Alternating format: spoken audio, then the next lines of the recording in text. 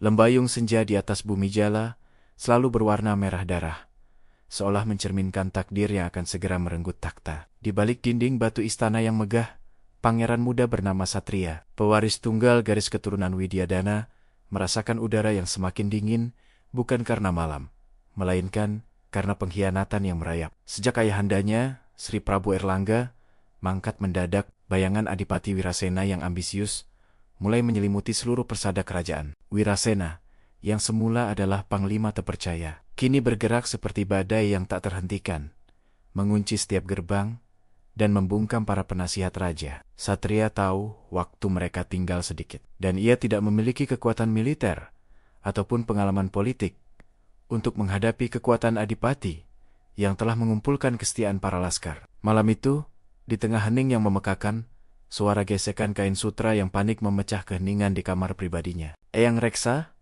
juru kunci sekaligus penjaga pusaka agung kerajaan, muncul dari balik pintu rahasia yang tersembunyi di balik ukiran dinding. Mata tua Eyang Reksa memancarkan kekhawatiran yang mendalam.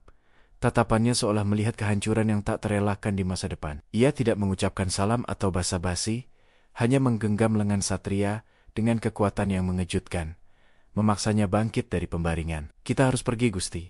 Malam ini juga," bisik Eyang Reksa, suaranya serak namun tegas, bagai janji yang tak bisa dibatalkan. Satria, yang baru berusia 17 tahun, merasakan jantungnya berdegup kencang, menyadari bahwa permainan intrik ini telah mencapai babak akhirnya. Mereka bergerak melintasi lorong-lorong rahasia yang hanya diketahui oleh garis keturunan raja dan para penjaga keris naga sasra. Keris itu sendiri adalah inti dari kerajaan Bumi Jala, bukan hanya senjata, tetapi simbol legitimasi yang konon memiliki ruh seekor naga purba. Legenda menyebutkan bahwa keris naga sasra tidak pernah dihunus dalam peperangan manusia biasa, melainkan hanya muncul di saat kerajaan berada di ambang kehancuran total. Di luar tembok istana, kuda hitam gagah telah menunggu di bawah naungan pohon beringin tua, diselimuti kabut tipis, seperti selubung misteri. Mereka menempuh perjalanan menuju persembunyian yang terletak di jantung hutan larangan, tempat waktu seolah berhenti berputar dan alam memegang kendali. Perjalanan itu berlangsung berhari-hari, melewati sungai yang berbatu dan mendaki bukit-bukit curam yang dipenuhi lumut tebal. Selama perjalanan, Eyang Reksa hanya diam. Sesekali matanya menyapu sekeliling, memastikan mereka tidak diikuti oleh mata-mata Wirasena yang cerdik. Keheningan itu sendiri terasa sebagai sebuah pelajaran, mengajarkan Satria arti dari kesendirian dan beban tanggung jawab yang tiba-tiba dipikulnya. Akhirnya, mereka tiba di sebuah kuil kuno yang tersembunyi di balik air terjun kembar. Dindingnya diukir dengan relief yang menceritakan siklus kehidupan naga. Tempat itu adalah mandala suci, di mana para pewaris takhta di masa lalu ditempa, jauh dari kemewahan dan rayuan duniawi. Di sana, Eyang Reksa akhirnya duduk dan menatap Satria dengan mata yang kini dipenuhi cahaya tekad yang baru. Adipati Wirasena tidak mengejar takhta kosong, Gusti. Ia mengejar keris naga sasra itu sendiri. Eyang Reksa memulai penjelasannya. Satria terkejut, mengira Wirasena hanya haus akan kekuasaan duniawi dan gelimang harta kerajaan. Namun, Eyang Reksa menjelaskan bahwa keris naga sasra jauh lebih dari sekadar pusaka bertuah. Ia adalah pemancar energi alam. Barang siapa yang memegang keris itu dengan hati yang murni, ia dapat memanggil kekuatan bumi dan langit, menjadikannya penguasa sejati atas Bumi Jala. Wirasena tahu, tanpa keris itu, takhtanya hanyalah kursi kayu yang rapuh. Ia membutuhkan legitimasi magisnya. Lanjut Eyang Reksa.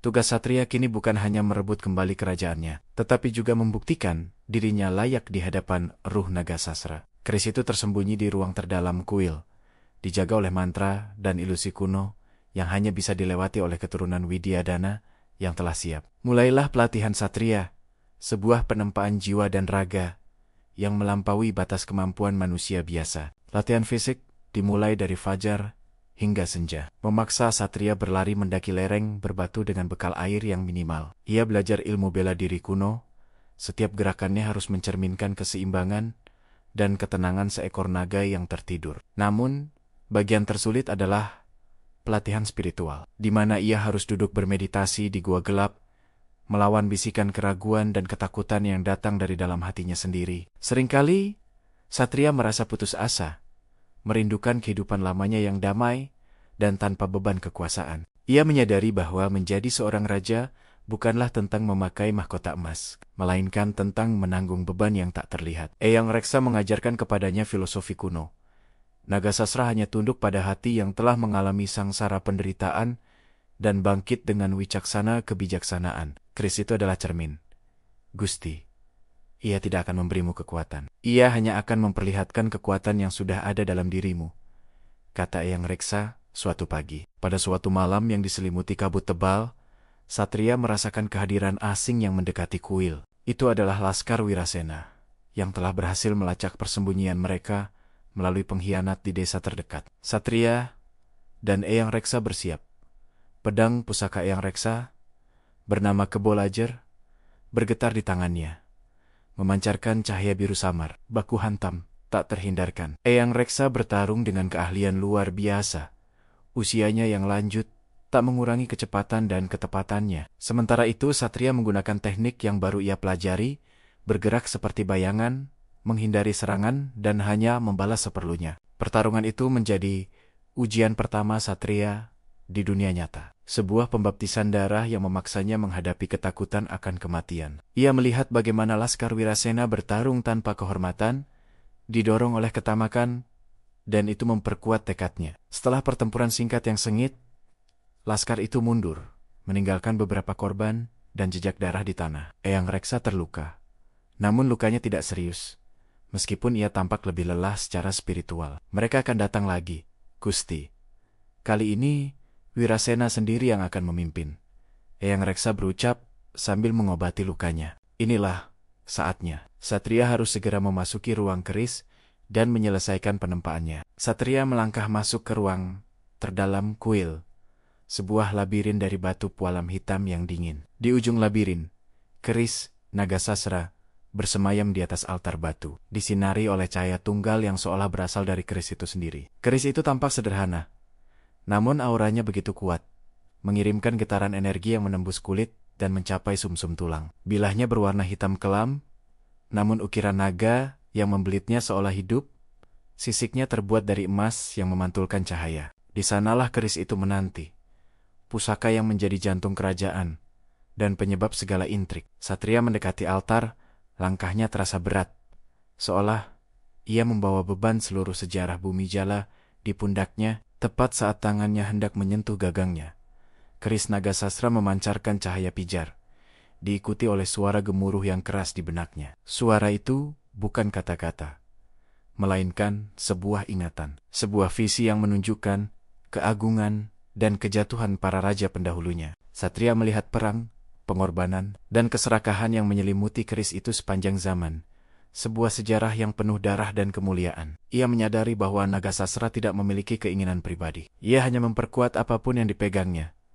Jika dipegang oleh hati yang baik, ia akan membawa kemakmuran. Jika dipegang oleh hati yang jahat, ia akan menjadi mesin penghancur. Inilah beban yang sesungguhnya. Kekuatan keris itu adalah netral, dan nasib Bumi Jala sepenuhnya bergantung pada karakter pewarisnya. Visi itu berakhir, meninggalkan Satria Turing Engga. Tubuhnya basah oleh keringat dingin, namun jiwanya terasa lebih ringan dan jernih.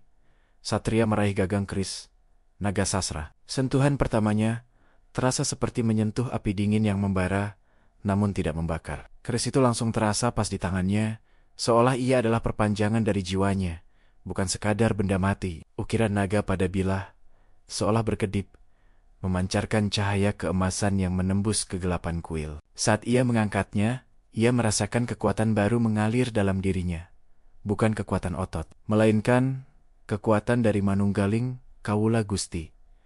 Ia kini bukan lagi pangeran satria yang penakut, melainkan pewaris terakhir Bumi Jala yang dipersenjatai dengan takdir. Di luar kuil, suara trompet perang terdengar nyaring, membelah keheningan hutan. Wirasena telah tiba, membawa seluruh laskar terkuatnya. Satria menoleh ke belakang, melihat Eyang Reksa berdiri di ambang pintu.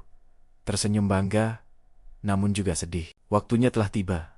Gusti, sira ora dewekan, kata Eyang Reksa. Sebuah pepatah kuno yang berarti, kamu tidak sendiri. Satria mengangguk, menyarungkan naga sasra di pinggangnya, dan melangkah keluar, menghadapi fajar baru yang akan segera menyingsing. Adipati Wirasena berdiri di depan pasukannya, mengenakan zirah hitam legam, matanya penuh dengan ambisi yang tidak tertahankan. Ketika ia melihat Satria, ia tertawa nyaring, tawa yang terdengar hampa dan dingin, seperti gemerincing besi yang beradu. Akhirnya, tikus kecil keluar dari sarangnya. "Serahkan Nagasasra, dan aku akan memberimu kematian yang cepat," teriak Wirasena. Satria tidak menjawab dengan kata-kata, melainkan dengan ketenangan yang mengejutkan. Sebuah cerminan dari kekuatan yang kini bersemayam di hatinya. Ia menyadari bahwa Nagasasra tidak dimaksudkan untuk pertempuran, melainkan untuk menciptakan keseimbangan yang mutlak. Pertarungan dimulai dengan serangan kilat dari Laskar Wirasena, sebuah gelombang manusia yang berusaha menenggelamkan Satria dan Eyang Reksa. Eyang Reksa menjadi dinding pertahanan pertama, menggunakan kebolajer untuk membelokkan serangan. Namun ia tidak akan bertahan lama. Satria tahu ia harus menghadapi Wirasena secara langsung, mengakhiri pertempuran di sumber masalahnya. Ia berlari, menerobos barisan laskar yang terkejut, menuju tempat Wirasena berdiri dengan angkuh. Wirasena menghunus pedang besarnya, yang berlumuran darah tak terhitung, dan menyambut Satria dengan kekuatan penuh. Dua pusaka bertemu. Nagasasra di tangan Satria, memancarkan cahaya keemasan, melawan pedang Wirasena yang hanya memancarkan kegelapan. Setiap benturan keris Nagasasra terasa seperti kilat yang menyambar, bukan hanya karena kekuatan fisik, tetapi karena energi naga yang dilepaskannya. Wirasena terdorong mundur. Wajahnya menunjukkan keheranan dan kemarahan, menyadari bahwa pewaris muda itu kini jauh lebih kuat dari perkiraannya. "Dari mana kekuatan itu, bocah? Itu seharusnya menjadi milikku. Aku yang memimpin laskar. Aku yang berjuang," raung Wirasena. Dalam satu momen kelemahan, Wirasena mengungkapkan rasa sakitnya. Ia telah ditinggalkan dan tidak pernah dihargai oleh Prabu Erlangga, meskipun ia yang paling berjasa di medan perang. Satria mengerti. Ini bukan tentang tahta, tetapi tentang pengakuan dan rasa iri yang membakar jiwa sang adipati. Pada puncak pertarungan, Satria menahan serangan terakhir Wirasena, dan dalam sekejap mata, ia melakukan sesuatu yang tak terduga. Satria tidak menyerang. Ia justru membalik keris Nagasasra, membiarkan gagang keris menyentuh dada Wirasena. Energi Nagasasra tidak membunuh Wirasena, melainkan menyerap semua kebencian dan ambisi buta yang telah mengotori jiwanya. Seberkas cahaya hitam pekat keluar dari dada Wirasena, diserap oleh ukiran naga di keris itu, dan adipati itu ambruk ke tanah. Wirasena terbaring, tidak mati, tetapi jiwanya telah dikosongkan dari racun ambisi, meninggalkan seorang pria yang lelah dan penuh penyesalan. Laskar Wirasena melihat pemimpin mereka takluk tanpa darah, menjatuhkan senjata mereka, dan bersujud di hadapan Nagasasra. Satria, dengan Nagasasra di tangan, berdiri di bawah sinar matahari pagi yang pertama, yang kini terasa hangat dan penuh harapan. Bumi Jala terselamatkan, bukan melalui pertumpahan darah yang lebih banyak, tetapi melalui keseimbangan dan pengampunan yang dibawa oleh pewaris yang telah ditempa. Satria memandang keris Nagasasra, yang kini bersinar lembut, menyadari bahwa ia bukan hanya raja, melainkan penjaga keseimbangan. Beban itu masih ada, namun kini ia memikulnya dengan mantap dan ikhlas, memahami bahwa pusaka agung menuntut pengorbanan jiwa yang abadi. Kisah tentang pewaris terakhir keris Nagasasra telah berakhir di medan laga, namun baru dimulai di atas takhta. Jangan lewatkan kisah-kisah fantasi sejarah, mitos, dan legenda lain yang akan membawa Anda menyelami kedalaman sastra dan sejarah Nusantara. Tekan tombol like, bagikan video ini ke teman-teman Anda, dan jangan lupa subscribe channel Narasi Sastra untuk mendapatkan narasi mendalam yang mendebarkan setiap harinya. Sampai jumpa di kisah berikutnya.